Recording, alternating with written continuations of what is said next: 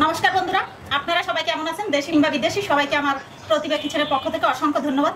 আজকে হচ্ছে কি নিয়ে এসেছি, এটা হচ্ছে একেবারে গাছ থেকে পেরে নিয়ে আসছে। এই দেখুন, গ্রাম থেকে নিয়ে আসছে ভর্তা সরষে দিয়ে। এখন বন্ধুরা, আগে দেখতাম আমাদের মায়েরা এর ভিতরে বিচি না ফেলে দিত। আমি অবশ্য বিচি ফেলে দেবো সিদ্ধ, কারণ এর ভিতরে পোকা পোকা থাকে। এই যে এভাবে কেটে মুখটা, এভাবে বিচিগুলো আমি ফেলে দিচ্ছি কেটে কেটে। একটু দেখতে থাকুন। সবগুলো বিচি বের করে নিয়েছি। এখন হচ্ছে কি করব দেখুন, কত সুন্দর সিস্টেম।